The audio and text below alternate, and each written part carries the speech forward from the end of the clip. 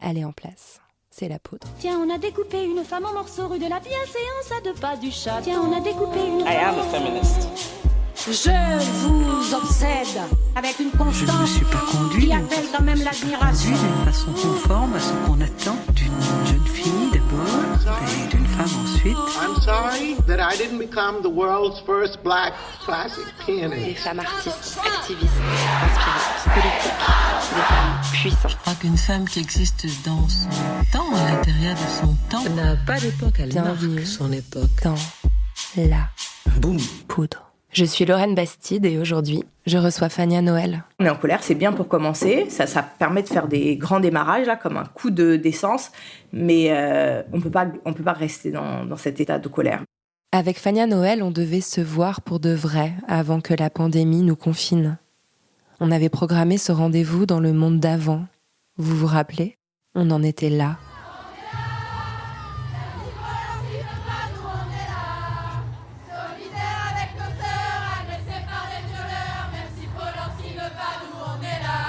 Adèle Haenel s'était barrée, Aïssa Maïga leur avait mis le nez dans leur racisme, Virginie Despentes avait dit « on se lève et on se casse ». À la manif, on était des milliers, déterminés. Et au village féministe, Moissy, La Lab et d'autres assos avaient appelé à sortir de l'effroi. À force de s'époumoner, on commençait à avoir, enfin moi je l'avais, la vague impression qu'on était entendus, que nos cris résonnaient. Et puis d'un coup, silence. Confinés. Enfermés chez nous ou envoyés au front, nous voilà à nouveau silenciés. Nos combats passeront après. Les violences contre les femmes ont augmenté de plus de 30% au sein des foyers depuis le début du confinement. Les femmes les plus précaires, aides à domicile, aides-soignantes, caissières, ouvrières, sont abandonnées, sans protection contre la maladie. Dans les médias, sexisme et racisme s'en donnent à cœur joie et un grand quotidien propose à 4 vieux gars blancs de raconter le monde de demain. Comment peuvent-ils penser le monde de demain, eux qui ne comprennent pas même les violences de celui d'aujourd'hui ? C'est à elles de l'énoncer. Avec Fania Noël, on a parlé de révolte, de rêve et de révolution.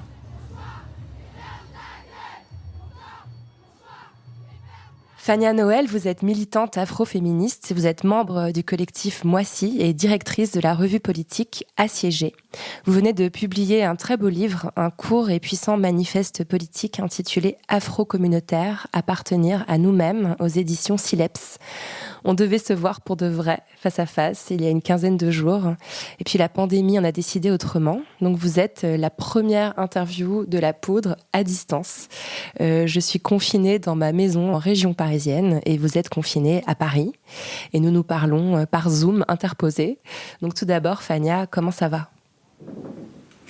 Merci, ça va comme un jour après l'autre. Donc on essaye de faire un jour après l'autre et j'ai abandonné l'optique de penser plus d'un jour après. Donc je me concentre sur aujourd'hui et peut-être demain, mais pas plus loin pour éviter de surcharger mon cerveau. Ouais, ça me semble être une sage décision.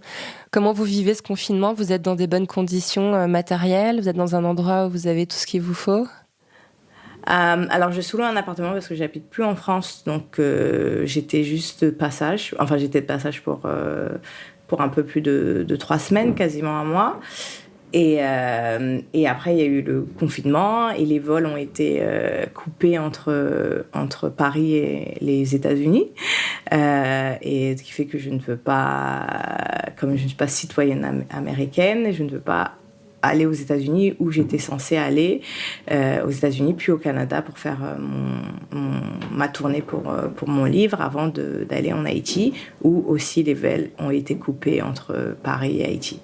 Donc voilà, donc je suis là, je ne suis pas chez moi, donc c'est cool. Mais c'est pas chez moi, donc qui fait que ça réduit des possibilités. Par exemple, les livres que j'avais chez moi et que j'aurais pu faire semblant d'essayer de lire, ou le rangement que j'aurais pu aussi faire semblant d'essayer de faire. Donc voilà, donc là je ne peux pas faire semblant d'essayer d'être productive, donc je suis logique avec moi-même. Votre travail et votre livre en particulier est un appel à une utopie afro-révolutionnaire. Est-ce que vous pensez que cette période est favorable aux utopies ? La période, enfin, je pense que le militantisme est favorable aux utopies en général. Et je pense qu'on n'a jamais autant besoin de militantisme que quand ça va mal, et quand ça va très mal, et quand il n'y a pas d'espoir à l'horizon. On avait dit ça par exemple, le 8 mars, il y a eu le village des féminismes. Le texte d'appel s'appelait « Sortir de l'effroi ». Et je pense que ça sert à ça, le militantisme et l'organisation collective. C'est justement dans les moments de grand effroi et de stupeur et d'angoisse de dire qu'il y a d'autres systèmes possibles. Et ces autres systèmes, ils sont une sorte d'utopie politique. Donc on n'a jamais autant besoin des utopies lorsque les moments, lorsque ça a l'air déraisonnable. Plus ça a l'air déraisonnable, plus on en a besoin. J'aime beaucoup cette idée. C'est vrai que sortir de l'effroi, on a l'impression que le message que vous avez transmis le 8 mars, effectivement, il était pensé pour ce qui allait suivre quelques jours plus tard, en fait. Alors, on va très vite revenir aux utopies, mais j'aimerais avant que les auditrices et auditeurs de La Poudre vous connaissent un peu mieux. Donc, on va parler un peu de vous. Vous êtes née et avez passé une petite partie de votre enfance en Haïti. C'était comment ? Je sais pas. Je suis arrivée en France quand j'étais très jeune. Donc, je fais pas partie de ces gens-là qui ont un super cerveau, qui se rappellent de leur vie avant qu'ils aient 3 ans. Et moi, je suis arrivée en France quand j'avais 3 ans. Donc, j'ai même pas des clairs souvenirs de quand j'avais 6 ans. Donc, pour vous dire avant. Donc, je sais pas trop. Donc oui, je suis née en Haïti et je suis arrivée en France. Mon père était déjà en France et il a fait le regroupement familial. Donc, je suis arrivée en France en 1980.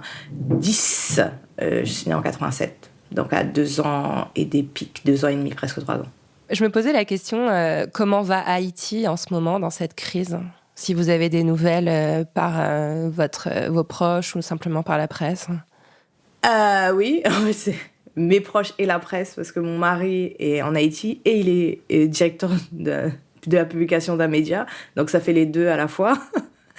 Donc la situation est assez compliquée parce que comme il y a déjà une crise politique qui dure depuis plus d'1 an sur des mobilisations contre la corruption, sur les fonds pétro-caribés, où ce sont la génération qu'on appelle la génération post-dictature, c'est-à-dire ceux qui sont nés après 1986, la chute du régime de Duvalier, qui demandent plus de justice sociale, moins de corruption, etc. Donc c'est une crise depuis plus d'1 an qui dure et qui a fait de l'escalade dans la paralysie.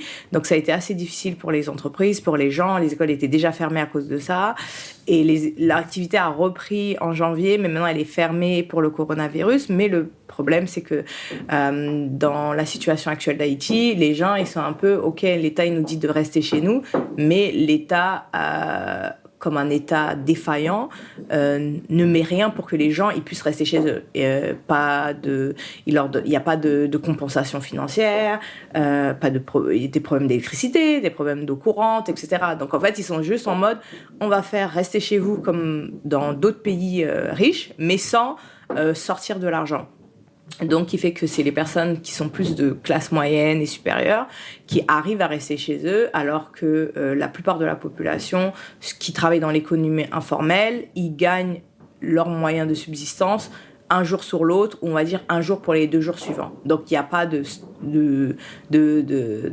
vraiment stock. Donc, ce qui fait que ça, c'est compliqué. Mais d'un autre côté, Haïti, avec la crise du choléra qui avait été importé par les soldats de l'ONU après le tremblement de terre, les Haïtiens, il y avait des productions pour dire qu'il y aurait vraiment des centaines de milliers de morts. Et il y a eu des morts, des dizaines de milliers, mais beaucoup moins, parce que les Haïtiens ont appliqué extrêmement à la lettre les consignes de sécurité et les consignes de lavage, de désinfection des aliments. Et c'est vraiment une pratique qui est rentrée chez tout le monde de désinfecter tout le temps, le lavage des mains. Donc, en fait, ça permet aussi de se dire que c'est un avantage parce que comme on a connu une crise sanitaire à une période précédente, il y a des réflexes sur ça qui sont déjà connus par la population. Et d'un autre côté, on a une population extrêmement jeune, dont plus de la moitié de la population a moins de 35 ans. Donc en fait, ce qu'on retient, c'est que finalement, en Haïti comme ailleurs, comme en France, les plus précaires sont plus exposés, les plus riches sont plus à l'abri, et que les expériences passées aident à affronter la crise actuelle. Bon, en tout cas, si on nous écoute à Haïti, j'en vois plein de force et plein de courage à tous les Haïtiens et les Haïtiennes. Alors donc, vous avez grandi une grande partie donc, de votre enfance à Cergy, dans le Val d'Oise. Je crois que votre père travaillait dans la restauration. Et j'ai lu dans un portrait de vous cette phrase que vous avez dite à son sujet. C'est le pouvoir qui s'est inscrit dans son corps. Vous faites ici référence à Foucault. Et pour moi, ça résonne beaucoup avec le contexte actuel. Les travailleurs et travailleuses précaires qui sont actuellement tout simplement exposés à la mort, plus que les autres. Ça m'évoque aussi Achille Mbembe et le concept de nécropolitique. Est-ce que... à quel moment vous avez pris conscience de tout ça ? Est-ce que c'est quelque chose qui est venu avec vos études de sciences politiques ou est-ce que dans votre enfance, dans votre adolescence, vous avez déjà cette conscience-là ? Je pense que les études en sciences politiques et en sociologie permettent de reformuler avec un vocabulaire légitime, parce que légitimé par des institutions puissantes et reconnues, certaines choses, mais dont on a déjà l'intuition. Et on peut... En fait, on peut trouver cette intuition quand on écoute du rap, comme moi, j'écoutais beaucoup de rap, ou du R&B. Par exemple, il y a une chanson de Wallen quand elle parle de sa mère baladée d'un bidonville d'une rive à l'autre, qu'elle parle de sa mère dans une chanson. Et il y a cette question où on voit les corps qui sont fatigués, en fait. On voit beaucoup de personnes, par exemple, chez les Haïtiens, dans la diaspora haïtienne, ça c'est connu, surtout les Haïtiens qui vivent à New York, au Canada ou en France, qu'il y en a beaucoup, à partir d'un certain âge, ils partent pendant 4 mois parce qu'ils ont des douleurs articulaires, des douleurs aux jambes à cause du froid, mais aussi à cause du fait qu'ils font des métiers extrêmement répétitifs, soit les taxis, nurses, ceux qui sont dans le ménage, etc. Donc il y a vraiment cette chose qui, même quand on ne fait pas des études politiques en sociologie, on voit les personnes s'affaler dans leur propre corps, et aussi il y a le propre discours qu'ils ont sur eux-mêmes, c'est-à-dire que ayant grandi dans une famille haïtienne avec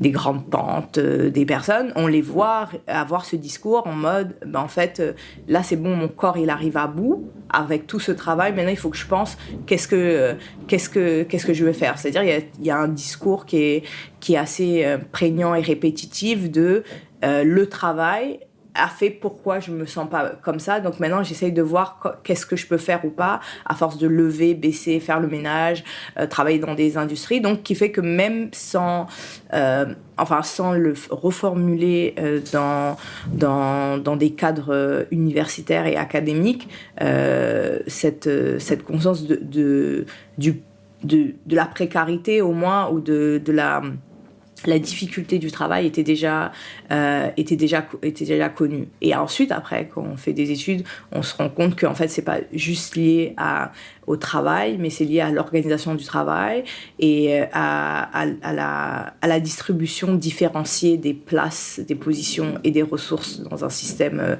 inégalitaire. Donc, ça permet ça. Mais ça permet je pense que ça permet de complexifier, de cadrer et de dire mieux des intuitions et des connaissances qu'on a après des acquis de l'expérience. Et ça soulage de comprendre le caractère systémique, ou au contraire ça réveille la colère ?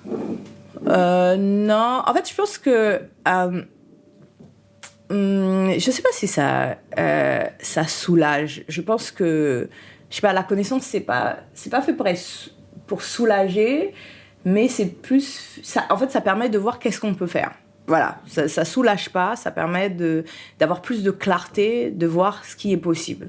Et j'aime bien, il y a Baldwin, il y a James Baldwin, qui disait quelque chose, que si on veut changer le monde, il faut être constamment dans une position qui est un jeu d'équilibriste entre la conscience parfaite et lucide que le système actuel va être extrêmement dur, extrêmement difficile et quasiment impossible à changer, et en même temps la croyance extrêmement ancrée qu'on peut le changer.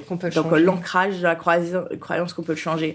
Donc en fait c'est garder, ça permet de comprendre cette position qui a l'air oxymorique, antagoniste, de voir le monde, de faire avec le monde tel qu'il est et pas comme il devrait être. Et quand on voit le monde tel qu'il est et pas comme il devrait être, on se rend compte que c'est quasiment impossible de le changer, mais d'être assuré que on peut le changer et qu'on va le changer pour pouvoir continuer à le faire. Donc voilà. Et je pense qu'aussi la colère, c'est bien pour commencer. C'est-à-dire que les gens, on commence à militer ou à s'engager parce qu'on est en colère. Il y a quelque chose qui nous révolte.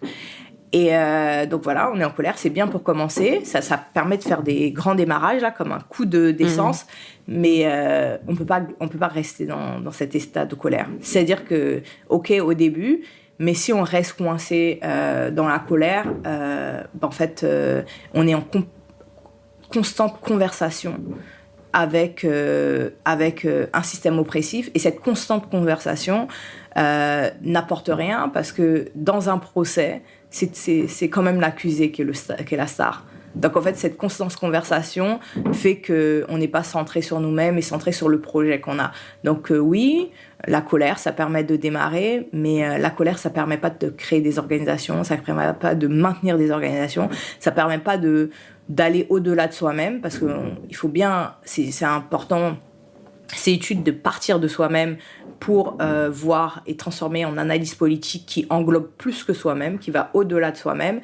Mais toute la politique ne se réduit pas à notre expérience personnelle, ou à notre intuition, ou à notre vécu, ou à notre ressenti, parce qu'en tant qu'être humain, on ne peut pas vivre toutes les expériences de l'humanité. Être un être humain, c'est déjà discriminer les choix possibles de l'humanité. Si je suis à Paris, c'est-à-dire que je peux pas être à New York, ou je peux pas, si je suis militante, c'est-à-dire que je peux pas être médecin, ou je peux pas être caissière, etc. C'est-à-dire que c'est déjà des choix qui sont faits, et voilà, donc c'est prendre ça. Donc la colère, oui, pour démarrer, mais ça aboutit pas à des choses concrètes. Ça aboutit à rester dedans, ça aboutit pas à des choses concrètes. Donc voilà. Donc à un moment, il faut sortir de la colère pour aller vers la stratégie et aller vers le dépassement de soi. Pas penser contre soi-même, là, comme ils aiment bien dire les fascistes, là. Mais pas penser contre soi-même, mais peut-être essayer de penser contre une partie de soi-même. La partie la plus réactionnaire, la plus émotive, la plus court-termiste. Voilà. Penser contre cette partie-là. Ça me parle énormément, et je trouve ça vraiment intéressant, cette idée que la colère, en fait, met l'accusé au centre de la réflexion. Je trouve ça hyper intéressant. Je pense que ça peut aider beaucoup de personnes dans une réflexion, notamment féministe. D'ailleurs, en parlant de ça, est-ce que vous êtes née femme, ou est-ce que vous l'êtes devenue ? Moi, je suis née noire. Ça, c'est le seul truc que je sais. Je suis née, j'étais noire. En plus, le truc, comme je suis haïtienne, je suis doublement noire. C'est, voilà, vu l'histoire d'Haïti.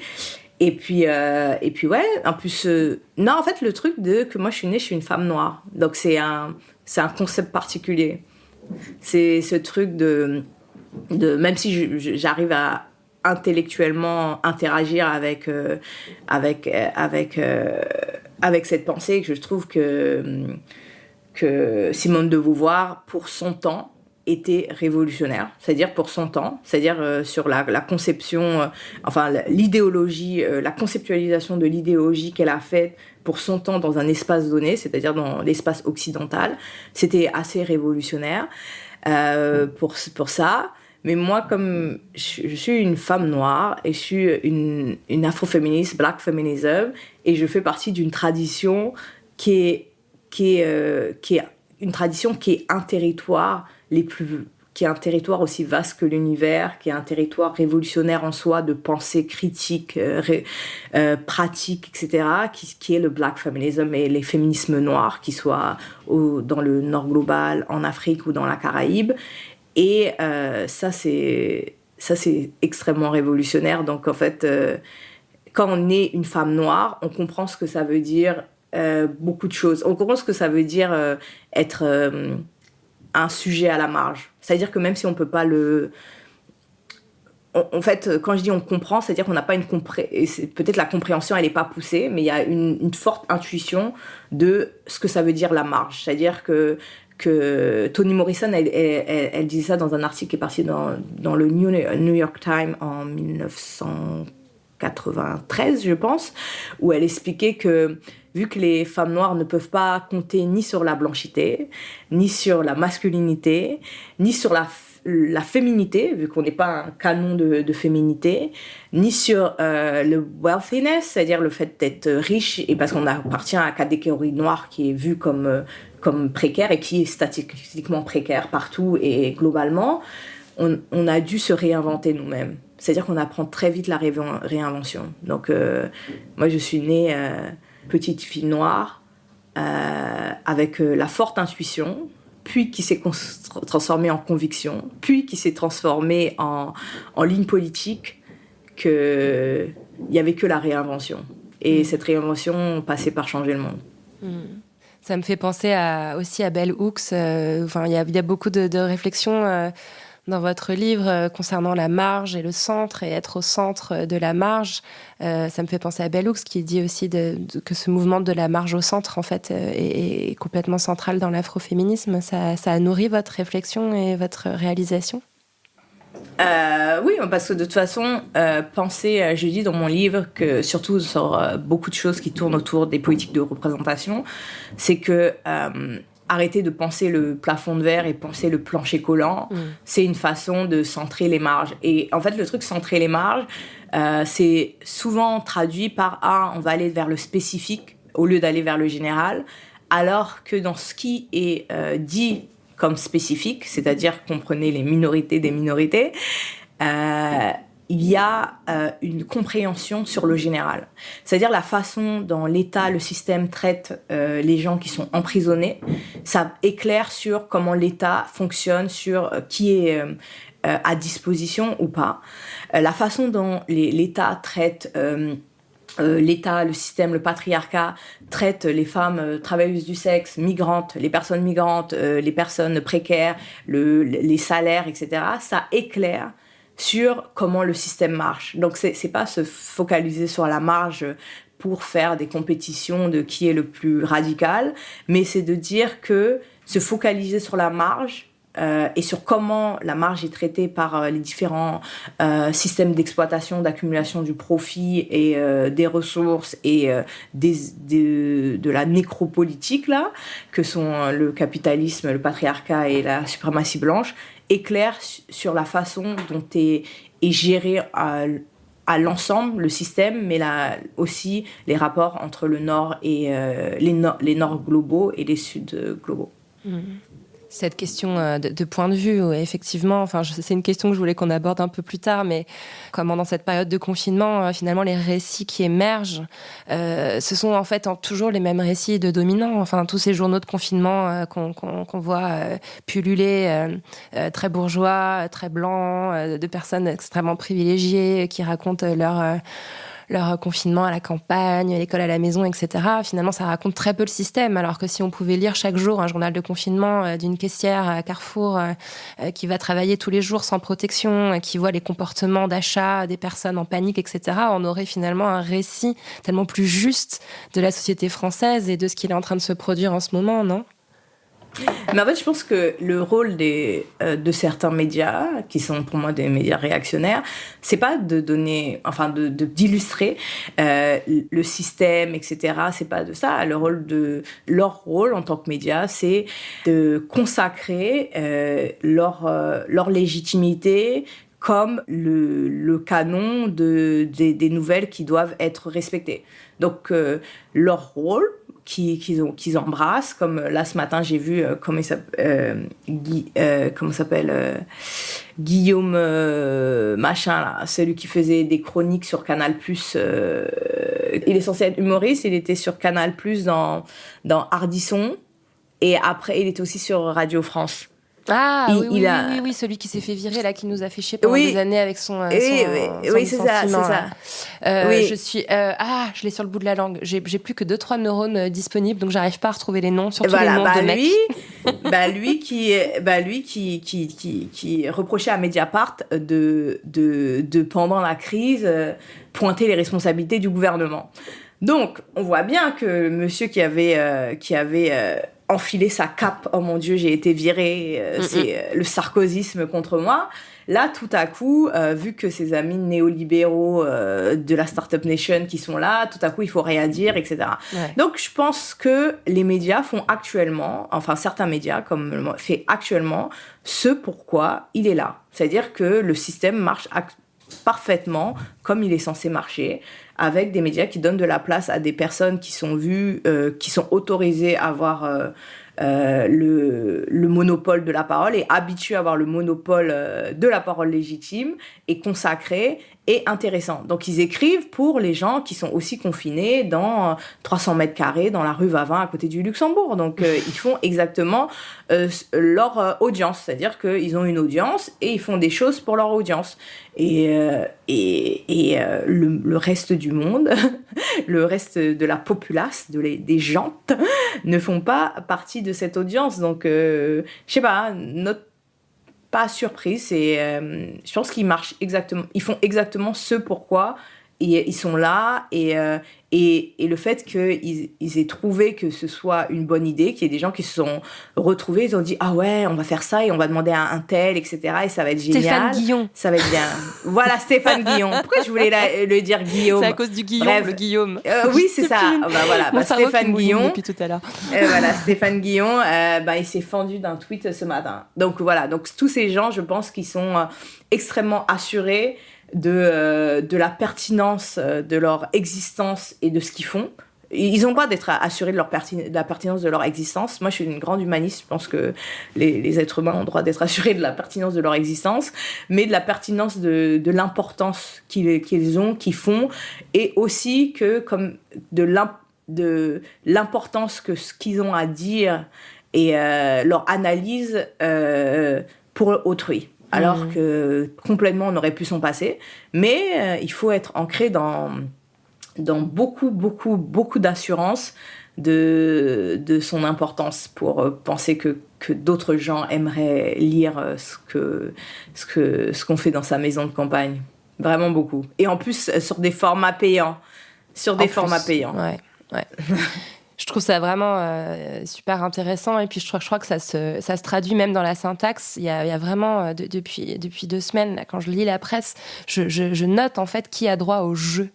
Et il y a vraiment une différence entre les personnes qui ont le droit d'écrire à la première personne, qui ont le droit de dire « je », et tout ce peuple dominé qui est toujours un « eux », un « elles ». C'est-à-dire que même quand on rend hommage aux infirmières, aux aides-soignantes, aux caissières, aux ouvriers, aux agriculteurs et agricultrices, c'est un « eux ». On leur dit merci à eux comme s'ils étaient extérieurs au discours, et je trouve qu'effectivement, comme vous le soulignez très bien, en fait, tout se passe juste comme prévu, en fait, comme le système a toujours fonctionné. C'est ça. Pour revenir un petit peu à votre parcours, vous avez commencé, comme d'ailleurs plusieurs militantes afroféministes aujourd'hui, je pense notamment à Amandine Gay, que vous connaissez bien. Vous avez commencé dans des cercles militants traditionnels, vous avez fait un petit tour par le PS, vous avez aussi fait un très bref passage, je crois, par Oser le féminisme, avant de vous orienter vers un autre militantisme. Est-ce que vous arrivez à dire finalement ce qui manquait dans ces cercles-là pour qu'une militante féministe, antiraciste et anticapitaliste puisse y trouver un espace sécurisé? En fait, pas Oser le féminisme. Oser le féminisme, je suis allée à une de leurs réunions et j'ai pas survécu 2 heures. J'ai pas survécu 2 heures. Donc, il faut une réunion d'information. Et après, j'ai OK, merci pour les informations, au revoir. Et voilà, c'est ça. Et après, quand je suis sortie du lycée, voilà, quand je suis sortie, quand j'ai commencé mes études, c'était en quelle année Ségolène Royal elle s'est présentée? En 2007 2007, il me semble, hein, ouais. Voilà, c'est ça. C'était la vague post-lycée, il y avait eu les... avant ça, il y avait eu le CPE, il y avait plein de trucs, et c'était en mode, on va changer le monde et tout. C'était peu après les révoltes populaires aussi, dans les quartiers populaires de 2005, j'imagine. C'est un peu, c'était 2 ans et demi après, mais c'était 2 ans, 3 ans après, mais c'était un peu en mode... c'était un mode, le monde il est pas extrêmement vaste en fait quand on est au lycée. On se rend pas, déjà on a l'impression que ça va durer toute la vie, que les rois et reines du lycée, ça c'est une métaphore du reste de la vie. C'était vraiment pas l'endroit le plus fascinant de la terre, et le monde il est pas assez vaste, et dans ce monde pas vaste, il semblerait que la compréhension politique qu'on a soit extrêmement limitée, surtout que en banlieue parisienne, où c'est vraiment, on vous dit, le maire il est de gauche, donc c'est bien, il faut que ça reste comme ça, et il y a très peu de compréhension de qu'est-ce qui se joue dedans. Donc voilà, mais après ça n'a pas très duré, après la campagne, et qu'elle a perdu. Je suis partie parce que c'était pas super fascinant.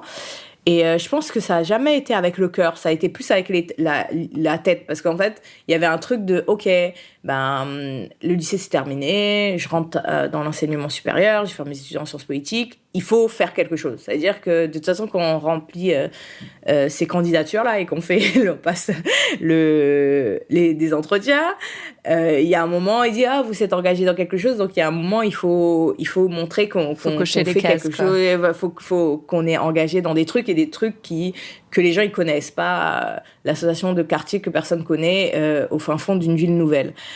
Donc voilà, donc ça a jamais été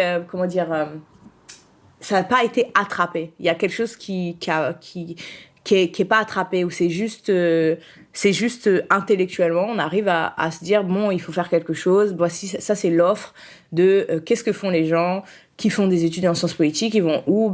Ils vont à l'UMP, qui était au jeune UMP, mais comme je suis noire, je peux pas être de droite, donc ils vont à l'UMP, au Parti communiste, au PS, à la LO, etc. Et après il y a des partis qui sont beaucoup plus petits, mais qui sont pas aussi accessibles dans le mainstreamisation, genre les trucs trotskistes, etc., qui sont beaucoup plus difficiles d'accès. Donc voilà, donc ça n'a jamais été, c'est pas attrapé. Alors qu'est-ce qui s'est passé, c'est que il y a pas un militantisme, parce que je pense qu'on peut pas être militant si on n'est pas engagé dans des organisations collectives et politiques. Il y a eu un engagement, non, pas un engagement, on va dire, une politisation engagée personnelle. Voilà, c'était ça. Ça veut dire que dans la solitude d'être dans des espaces où on n'est pas beaucoup de noirs pendant les études, etc., il y a toutes les questions qu'on se pose, vu qu'on ne peut pas les poser en collectif, on les pose sur d'autres espaces, c'est-à-dire l'Internet. Moi, je fais partie de la première vague des Afrofemmes sur Twitter. Depuis j'ai rejoint Twitter en 2010, je crois. Ouais, c'est ça va faire près de 11 ans que je suis sur Twitter, là, ça fait un moment. Donc il y a ça, il y a les internets, il y a les livres, après on essaye de trouver des traductions, et à l'époque j'étais pas du tout bilingue comme maintenant, donc on est sur Google Translate à essayer de comprendre ce qu'il est en train de dire, parce que c'est pas traduction. Donc voilà, donc en fait, il y a une démarche, en même temps d'être sur des mobilisations, mais pas dans des collectifs, c'est-à-dire sur des mobilisations qui se centrent beaucoup autour du racisme, les violences policières, mais pas au sein des collectifs, c'est-à-dire d'être dans des mobilisations. Il y a cette démarche qui est une démarche individuelle, d'accumulation de savoir politique, mais qui n'est pas mise en conversation dans le cadre d'un collectif. Et je pense que cette phase, c'était une phase. Ça a aidé comme ça a pu, sur tout ce qu'on a dit, les discussions, il y avait les blogs de plein de gens extraordinaires que je considère maintenant comme mes amis, qu'on a rencontrés comme ça, comme mon amie Mani Chronique, Mrs. Dreadful, etc., où il y avait ces conversations, mais c'était moi, elle, chacun de son côté, on n'était pas dans un collectif, etc. Et ensuite, il y a eu en 2014, ces réflexions se sont inscrites pour moi en entièreté au sein d'un projet collectif qui est la revue ACG, qui est une revue de réflexion sur l'intersectionnalité, de critique politique, pas l'intersectionnalité comme la panacée. Moi, je ne crois pas que l'intersectionnalité, c'est l'alpha et l'oméga, c'est juste un outil. Et ensuite, en 2015, quand j'ai rejoint le collectif Moissy, qui avait déjà été créé par Sharon Omonkoy, donc j'ai rejoint le collectif Moissy en 2015, c'est ça, en 2015, et 5 ans après, on est là. Donc en fait, c'est ça, c'est qu'il y a eu un parcours alambiqué qui est passé par une phase individuelle, alors que pour d'autres choses qui sont plus structurées, c'est-à-dire mes amis qui sont trotskistes, ils sont allés au NPA, ou ils sont, etc. C'est-à-dire qu'il y avait déjà des structures qui étaient déjà là pour les accueillir et pour faire la mise en conversation. Et c'est pour ça que, ensuite, il y a eu, comme ça s'appelle, la complexification des idées afroféministes, c'est-à-dire la complexification, mais aussi des démarcations. C'est-à-dire il y a des lignes de démarcation qui ont émergé, plus ça a pris de l'ampleur entre différentes formes d'afroféminisme, différents courants politiques, différents positionnements sur l'échiquier, entre les positions extrêmement anticapitalistes, etc., et d'autres qui étaient centrés sur d'autres questions. Donc en fait, ça a permis de aussi affiner la compréhension de... en fait, il y a différentes formes d'afroféminisme, comme il y a différentes formes de personnes qui se disent communistes ou socialistes ou républicains, ou féministes, etc. ou des gens... après, les trotskistes, ils sont à 10 vagues, donc c'est un peu brouillon, mais des choses comme ça. Mais ce que je trouve intéressant dans ce que vous décrivez, c'est vraiment ces 10 années entre 2010 et 2020 où on a aussi vu les mouvements afroféministes se structurer et passer, comme vous l'avez très bien décrit, de voix individuelles qui sont élevées à travers les blogs, où c'était vraiment un discours à la première personne, à une plus grande structuration. Et je trouve qu'il y a un moment qui est vraiment charnière. Vous avez parlé de la fondation du collectif Moissy. Puis il y a aussi le fameux camp d'été décolonial de 2016 que vous avez co-organisé avec une autre militante, Siam Asbag, dont j'apprécie beaucoup le travail depuis des années, notamment sur les violences policières et le racisme médiatique. Alors c'est un moment clé. Moi, c'est le moment où, en tant qu'observatrice de la vie militante, j'entends votre nom à vous pour la première fois. Vous émergez un peu médiatiquement à ce moment-là. Alors pas pour les meilleures des raisons. En fait, ce camp d'été décolonial, il est organisé. Il comporte des réunions non mixtes. C'est-à-dire des réunions avec uniquement des personnes concernées par le racisme, donc entre guillemets interdites aux personnes blanches, même si cette rhétorique-là, je la trouve pas du tout juste. Et la presse, notamment de gauche, s'enflamme, tout le monde a son mot à dire, Najat Vallaud-Belkacem condamne ces réunions, et donc cette discussion sur la non-mixité commence. Elle se poursuivra après avec le fameux festival aussi de Moissy. Bon, je voulais faire cette espèce de résumé pour bien resituer les choses aux personnes qui n'auraient pas forcément suivi. Moi, j'aimerais savoir si, à force d'être confronté à cette question, vous avez fini par comprendre ce qui dérangeait tant la France dans cette notion de non-mixité. Le truc, c'est que le camp d'été décolonial, c'était un truc antiraciste. C'est-à-dire que c'était pas afroféministe, c'était vraiment antiraciste, avec des militants, des personnes noires, arabes, asiatiques, juives, antiracistes. C'était sur l'antiracisme, le camp d'été décolonial. Le festival Nyansapo, en fait, il y a deux choses qui ont l'air pareilles parce que c'était la non-mixité, mais en fait, langue était différente. Donc, moi, je pense pour le camp d'été décolonial, ce qui s'est passé, c'est que il y a un discours prégnant sur la pathologie, sur une soi-disant pathologie des milieux antiracistes en France, qui sont dits comme décoloniaux, qui seraient pathologiquement patriarcaux, sexistes, blablabla, etc. Donc là, ce qui s'est passé, c'est que le camp d'été décolonial était organisé par deux femmes, et dont l'une était une militante afroféministe. Donc, l'angle sur lequel, etc., l'angle « oh mon Dieu, c'est des méchants patriarcaux », c'était pas possible de le faire. Donc, il fallait trouver un autre angle. Donc, l'autre angle était « oh mon Dieu, c'est interdit aux Blancs ». Et la question, c'est pas vraiment... En fait, c'est un piège qui était tendu pour centrer la question sur la non-mixité. Alors que c'était le cheval de bataille, la non-mixité, c'était pas le problème c'était pas vraiment le problème que les gens ils avaient avec le camp d'été décolonial. Le problème qu'ils avaient avec le camp d'été décolonial, c'était que c'était une organisation, l'organisation de la formation sur l'antiracisme, sur la formulation de comment est l'antiracisme, la stratégie, par des personnes qui ne sont pas affiliées ni à la LICRA, ni à SOS Racisme, ni à l'État, ni à autres, qui avaient décidé depuis des années, avec l'aide du Parti Socialiste, d'avoir la main mise sur ces questions et pensaient que c'était un arrière-cours de mobilisation pour avoir le pouvoir. Donc, dans cette perte de pouvoir-légitimité, il fallait trouver quelque chose, et le problème du camp d'été, c'était le contenu. En fait, c'était le contenu en termes de qui l'organise, en termes de placement idéologique, qui est invité à être intervenant et c'est quoi les sujets.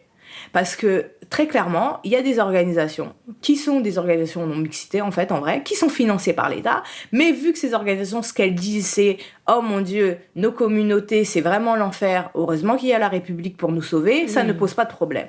Donc en fait, c'est ça qu'il était question, et c'était vraiment... Enfin, le fait, avec Siam, on a refusé de répondre à toutes les interviews, donc effectivement notre nom était partout médiatiquement, mais on ne répondait pas, donc beaucoup de gens y parlaient, mais on a fait une interview avec nous-mêmes parce que on trouvait que les questions elles étaient nulles, et on a fait vraiment des bonnes questions, on est vraiment doués, donc on s'est fait une interview avec nous-mêmes pour répondre aux questions qui on pensait auraient été utiles de poser, pour expliquer que en fait toute cette formulation et le cadrage, l'imposition de problématiques qui était faite par les médias et par les politiques, quand Najat Vallaud-Belkacem va à l'Assemblée nationale dire que c'est un danger pour la République, que le Premier ministre il va à France Inter dire qu'on est deux dangers pour la République, etc. On a envie de se poser, mais franchement les gouvernements qui est de gauche, c'était à l'époque où c'était à gauche au pouvoir, de soi-disant la 5e puissance mondiale, ils n'ont pas autre chose à faire. Et si la République elle est en danger pour une réunion de 3 jours pour 200 personnes, je pense que très clairement, il faut repenser la République. Donc voilà. Et Nyansapo, ça c'était un autre problème, parce que Nyansapo, je pense que ça a vraiment, enfin ça a été plus, c'était vraiment le truc de oh mon Dieu c'est interdit en blanc était vraiment plus délicat, parce que comme c'était des espaces pour les femmes noires, c'est-à-dire qu'il n'y avait pas que les blancs, en fait. Il y avait les hommes noirs qui ne pouvaient pas aller, il y avait d'autres types d'hommes qui ne pouvaient pas venir, il y avait des femmes qui n'étaient pas noires qui ne pouvaient pas venir. Donc là, ça a été un peu plus touchy, et ça a montré aussi un antiféminisme particulier dans le féminisme. Donc, dans le mouvement féministe, il y a un antiféminisme particulier contre l'afroféminisme. Donc, que les réactionnaires, ils critiquent machin, etc. Ok, on était préparés, mais ça a pu montrer aussi un afroféminisme venant des mouvements féminisme mainstream, pas forcément que blanc, en France, et je pense que c'est ça. En fait, je pense que ça a été des moments de cristallisation, mais aussi de cristallisation, de démarcation et de redéfinition en termes de positionnement. Et voilà, mais on a survécu aux polémiques et on l'a fait, on l'a refait, parce que c'est important de refaire les choses une fois on l'a fait. Il y a eu un deuxième quand on était décolonial une année plus tard. Voilà, et il y a eu un deuxième non-sapo l'année passée, l'année dernière, en 2019 ou en 2018. En 2019, il y a eu un deuxième non-sapo. Donc voilà, revenir et le refaire, c'est important. Et je pense que voilà, maintenant, il y avait un temps pour les polémiques, mais c'est plus intéressant d'être dans les polémiques ou dans l'actualité. Donc voilà. Moi, je voulais quand même, j'ai relevé cette phrase vraiment très révélatrice, je trouve, la réponse de la LICRA, donc la Ligue contre le racisme, qui est un peu l'organe institutionnel supposé lutter contre le racisme, qui a dit « Les organisatrices ont fait leur choix, refusé de croire en l'égalité ». Je trouve que tout est là parce que il y a vraiment, ils se trahissent eux-mêmes, quoi. L'égalité, ça doit être une croyance, c'est certainement pas une réalité, quoi. Non, c'est pas. En fait, c'est ça. C'est-à-dire que c'est une croyance et c'est un acte de foi et c'est sûrement pas un combat. Donc, je suis la première à aimer les envolées lyriques et la poésie, mais je pense que ça traduit une forme de dépolitisation extrême.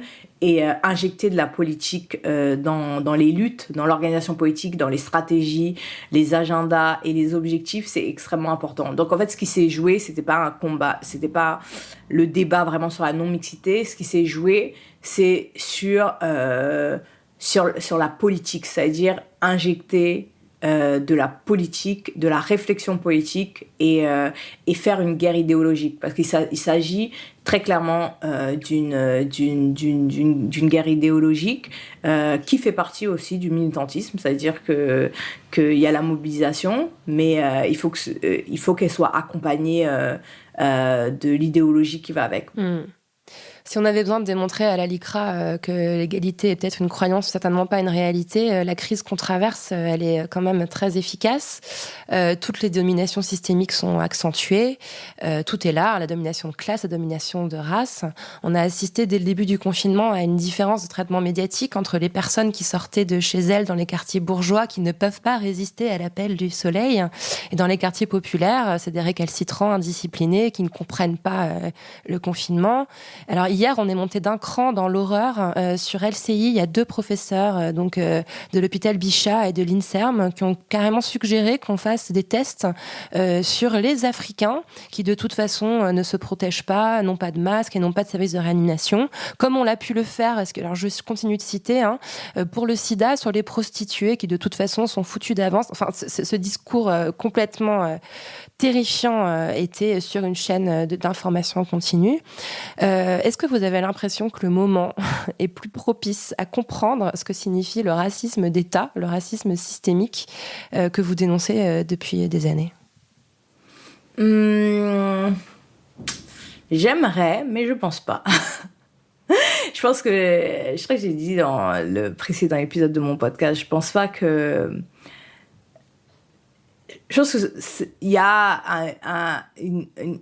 pour le coup, je pense une croyance qui peut être une illusion de personnes politisées, engagées, qui se disent « Oh mon Dieu, là c'est le moment, les gens ils vont comprendre que le capitalisme c'est machin, c'est mal, qu'il y a du racisme, blablabla, blablabla, et que tout ça c'est mal. » Alors que je pense pas, parce que je pense pas que les gens ils comprennent pas. Je pense qu'ils le savent. Je pense que la plupart des gens, même ceux qui sont de mauvaise foi, enfin ceux qui sont impactés par les choses, c'est-à-dire que les gens précaires, ils savent que bon, le capitalisme c'est pas ce qui les rend riches, que les personnes qui subissent le patriarcat ou le racisme sont à des degrés différents, mais savent que ça existe. C'est-à-dire que même si on devient une patriarcale princesse, on se rend compte, il y a bien 1 minute dans la journée où on se rend compte qu'il y a des choses qui sont pas normales. Donc après, même si c'est pas poussé à l'extrême, il y a quand même quelque chose qu'on sait qui n'est pas normal. On vit pas dans une illusion, on n'est pas dans une matrice, on vit pas dans une illusion. Donc la question, c'était pas la compréhension. Moi, je pense que la question, c'est vraiment la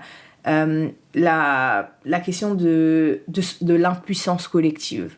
Et malheureusement, ce moment, même si on voit plein de reconfigurations de l'état policier, de l'état de surveillance, du capitalisme et néolibéralisme qui est assoiffé d'argent et de sauvetage et pour la socialisation des pertes et toujours la privatisation des profits, il y a quelque chose qui relève de l'impuissance collective à s'organiser et à proposer un plan. Et je pense que ce qui fait défaut, et je dis l'impuissance collective, je ne parle pas que des autres, je parle de moi, de tout le monde, en tant que militant, en tant que personne engagée, sur le fait de transformer de transformer l'indignation, la colère, la compréhension du système en mobilisation de masse. Et quand je dis en transformer en mobilisation de masse, pas penser qu'on est à l'avant des luttes parce qu'on est militant et qu'on serait à l'avant-garde, mais les penser comment sont accompagnées des mobilisations de masse, des mobilisations qui sont basées sur des luttes, sur des luttes, sur des demandes ou des réquisitions concrètes sur le logement, le travail, la fin de la prison, les violences policières, etc. Donc il y a des mobilisations qui durent depuis longtemps. Par exemple, les mobilisations autour des violences policières, avec le comité Adama par exemple, des mobilisations pour le logement, les grèves des travailleuses Ibis. Donc il y a des mobilisations qui sont là, qui persistent, qui sont là et qui sont importantes parce que la victoire est dans la lutte. Mais je pense que ce qui nous manque, c'est un peu de victoire. Qu'il y a quelque chose à gagner. Et le moment est tellement anxiogène. Ouais. C'est que ça va être... C'est difficile parce que je vois qu'il y a des gens qui disent « Oh mon Dieu, la planète, elle respire, c'est merveilleux, ou regardez tout ». On ne peut pas dire aux gens que la seule solution, c'est soit on reste confiné chez soi et on est là à se demander si on va avoir un travail, comment ça va se passer, est-ce que ça va se passer pour le loyer, est-ce qu'on va devoir rester avec ses enfants jusqu'à septembre et est-ce qu'on va pouvoir se déplacer, etc., où on a besoin d'une lettre pour aller acheter une baguette. C'est ça ou c'est être exploité. En fait, c'est ça. En fait, là, il y a un truc du défaitisme qui fait que le capitalisme montre qu'il essaye de gagner la guerre idéologique sur le fait que malgré tout, malgré qu'on voit que c'est vraiment le collapse total, que ça marche pas, que c'est nul, mais malgré tout, ça reste le seul horizon possible.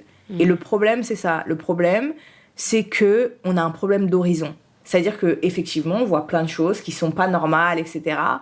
Mais il y a pas un horizon. Il n'y a pas d'horizon. C'est-à-dire que ce changement de système, il est porté par où, comment, il n'y a pas d'horizon. Et quand il n'y a pas d'horizon, ça donne pas l'envie aux gens de se mobiliser pour on ne sait pas quoi, et on ne sait pas quand, et on ne sait pas si ça va s'arranger. Et dans la période actuelle, les gens ils sont plus focalisés sur le fait, mais comment ils vont sortir est-ce qu'ils vont sortir de chez eux, quand est-ce qu'ils vont sortir de chez eux, est-ce que quand ils vont sortir de chez eux, ils auront les moyens de subvenir à leurs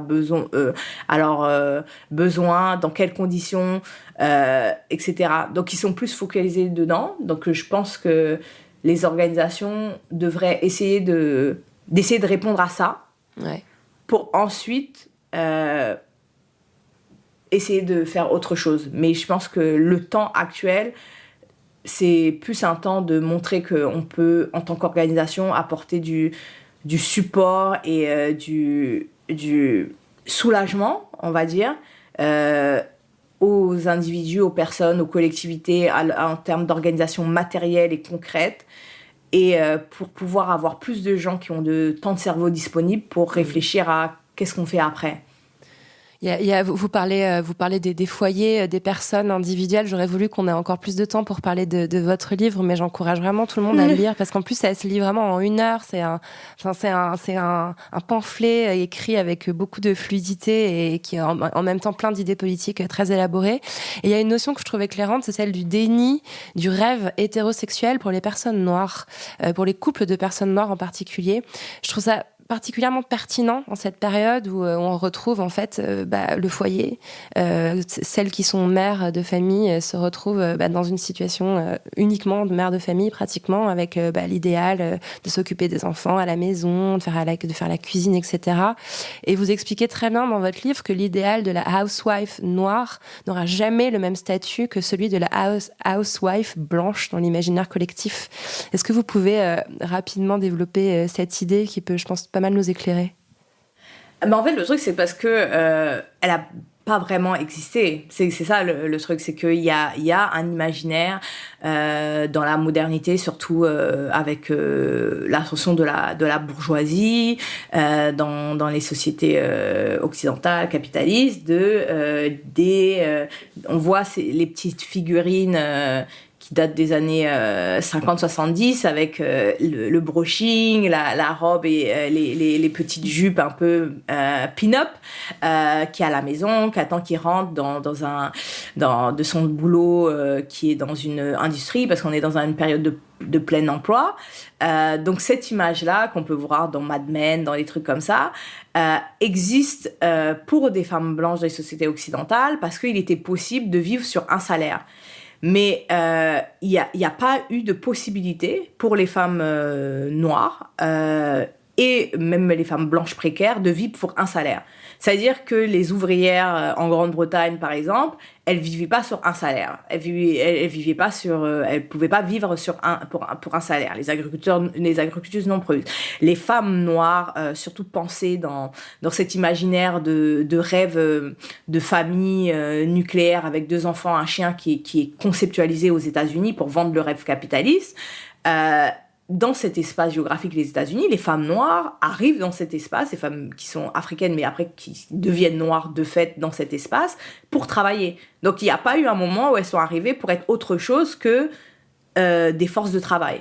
Dans la Caraïbe, pareil, c'est-à-dire qu'il n'y a pas eu un moment... Donc tous les discours de « Ah, mais le capitalisme a arraché les femmes de leur foyer pour aller les faire travailler pour des patrons », ça, c'est un discours réactionnaire qui considère comme femmes que les femmes de classe moyenne et supérieure qui avaient des salons et qui restaient chez elles. Parce qu'en fait, la majorité des femmes, elles travaillaient. Je suis en train de lire Backlash de Suzanne Faloudi, c'est exactement ça qui est décrit, c'est super intéressant. Ouais. Elles étaient obligées de travailler. Donc, en fait, ces discours réactionnaires de pseudo-communistes là, qui disent que c'est le capitalisme qui a arraché les femmes à leur foyer en les exploitant au travail, ne considèrent comme femmes que les femmes de classe supérieure et du haut de la classe moyenne, parce que les autres, elles ont toujours travaillé. Cette idée qu'il y avait des femmes, là, elles se tournaient les pouces et elles attendaient que Jean-Robert arrive pour leur enlever les pantoufles. Non, ça, ce n'est pas la réalité de la grande majorité des femmes. Et pour revenir sur ce truc de housewife, de femmes au foyer, c'est que il y a une pathologisation et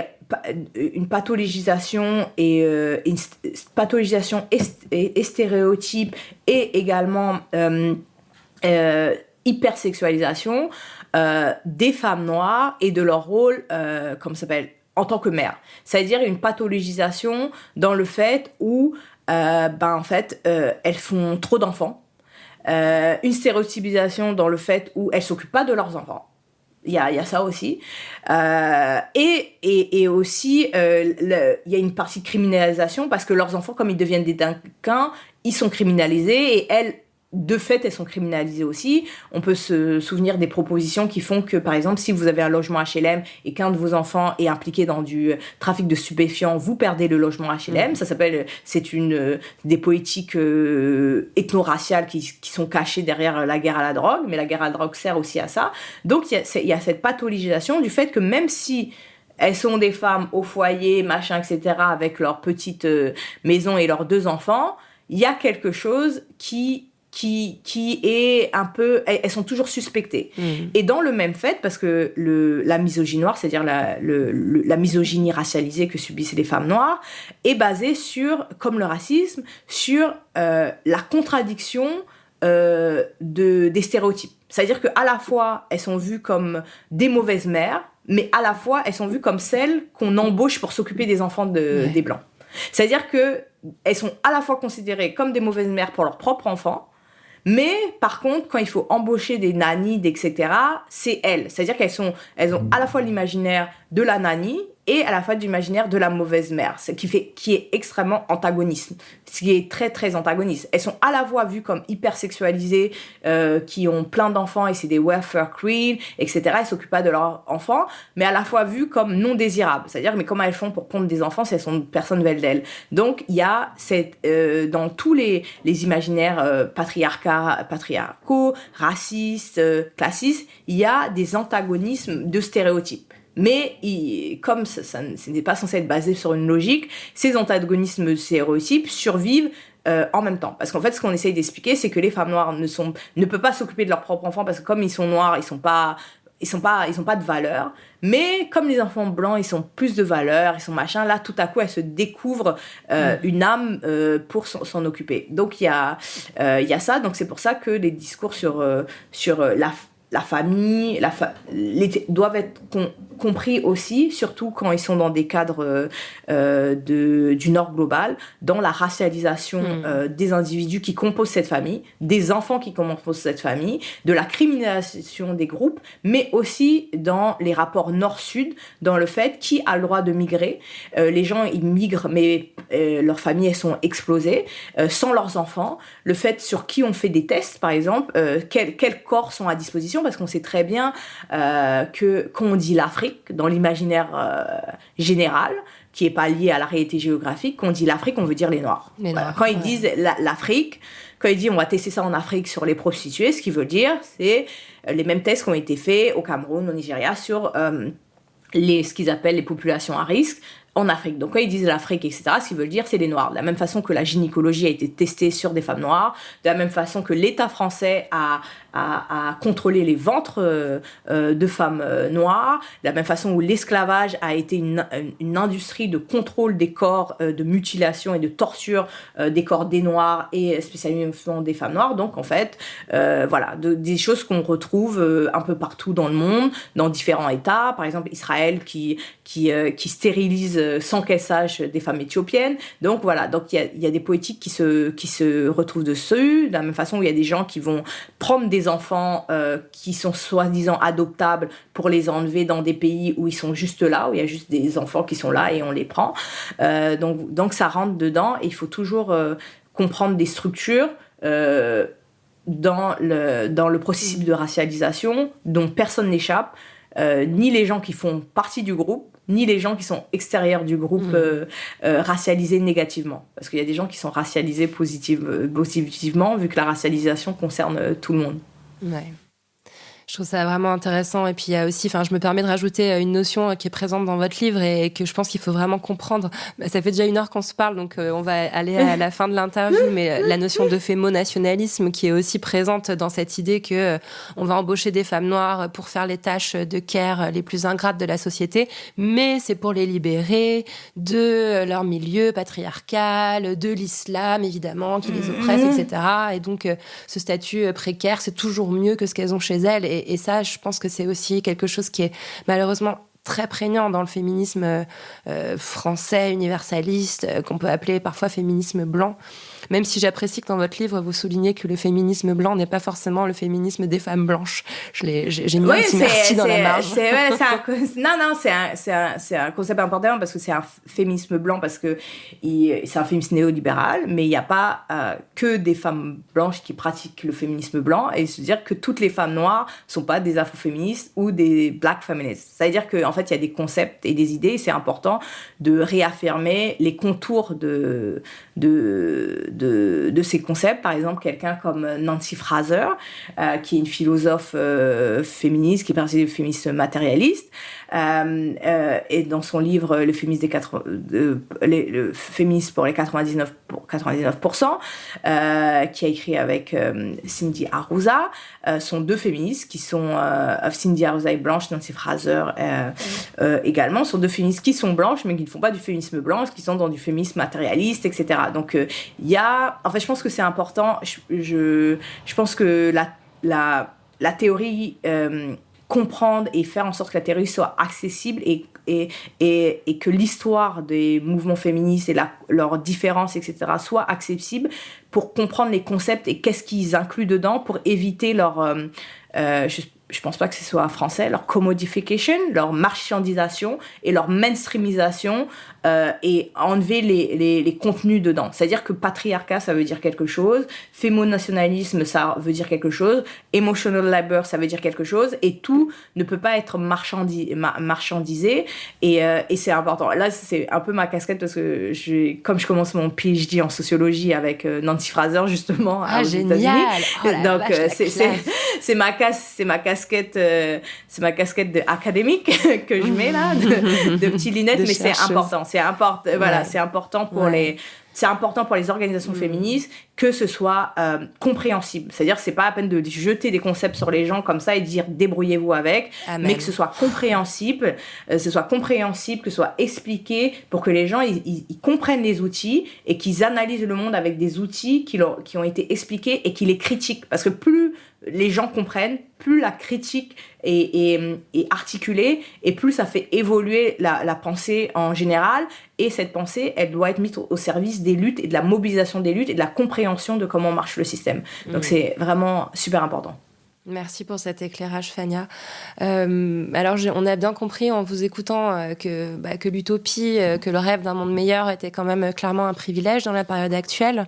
Mais si vous vous autorisez pendant quelques minutes à rêver un monde d'après, à quoi ce monde pourrait-il ressembler ? Je pense que le monde d'après, pour moi qui est afroféministe, c'est, je dis à toutes mes conférences, c'est qu'il y a que la collapsologie, la fin du monde, c'est pas possible. Parce que moi, mon monde, en tant que noire, en tant que femme noire, il est pas encore advenu. Donc ça peut pas être la fin du monde, parce que franchement, c'est pas possible. Donc, et comme dit Octavia Butler, si on peut pas briller sur leur soleil, il faut créer d'autres soleils. Il y a d'autres soleils. Donc, c'est ça, c'est le monde d'après. Ce serait un monde où il y aura la socialisation des moyens de production. Ça, c'est extrêmement important, parce que je pense que la lutte patriarcale, c'est une lutte pour l'accès au capital, à l'autonomie sociale, politique, économique et corporelle. Donc, c'est vraiment ça. C'est-à-dire que c'est ancré matériellement comment ça se traduit. Donc, la socialisation du capital, des moyens de production qui appartiennent aux travailleurs, que les moyens de production appartiennent aux travailleurs et aux travailleuses. La liberté de circulation, c'est extrêmement important. La liberté de circulation et un revenu à vie, pas un salaire universel, mais vraiment un revenu à vie pour tous les êtres humains, en disant que en fait, le fait d'être un être humain est indissociable avec le fait de pouvoir se lever, dormir, manger et exister sans se dire est-ce qu'on va mourir demain, et l'abolition de la prison.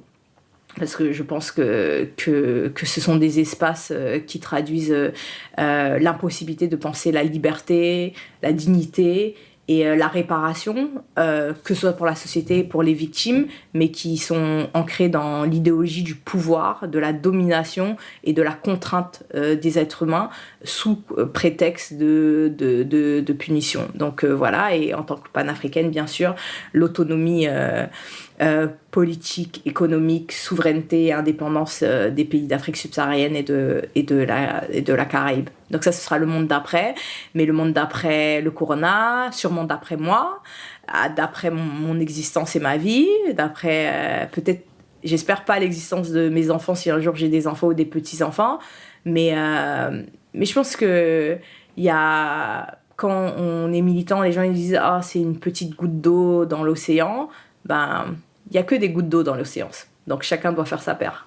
Merci beaucoup, Fania. Ça évoque quoi pour vous, la poudre ? Moi, je suis haïtienne, donc la poudre, c'est la guerre, donc on a gagné. Donc, c'est ça, c'est les canons. C'est la première... la seule révolution de l'histoire de l'humanité faite par des esclaves qui a abouti à un État indépendant. Et c'était un changement conceptuel, non local, mais global, sur le fait que des individus qui n'étaient même pas considérés comme des sujets poétiques, mais comme des biens meubles, ont conceptualisé, mis en pratique leur victoire sur la suprématie blanche pour devenir le premier pays du Sud global, dans le sens de l'antagonisme avec le Nord global, et porter une idée révolutionnaire, radicale, extraordinaire, que être noir et être libre, c'est possible. Merci mille fois Fania Noël. De rien. Merci à Fania Noël d'être venue faire parler la poudre avec moi. La Poudre est un podcast produit par Nouvelles Écoutes. Merci à Aurore Meyer-Mailleux pour la réalisation, à Gaïa Marty pour la programmation, la prise de son et le reste. Au mixage aujourd'hui, Charles de Cilia. Merci à Bonnie Banane pour sa chanson dans le générique. Merci à vous pour l'écoute. On se retrouve sur Internet, Instagram, Twitter, Facebook. La Poudre est partout. Si vous avez des réflexions, des compliments ou des critiques à faire, n'hésitez pas. J'adore ça. Ah, j'allais oublier, pour lire les mêmes livres que moi, allez sur le site La Poudre lit. Vous connaissez la suite. Prenez soin de vous et continuez de faire parler la poudre.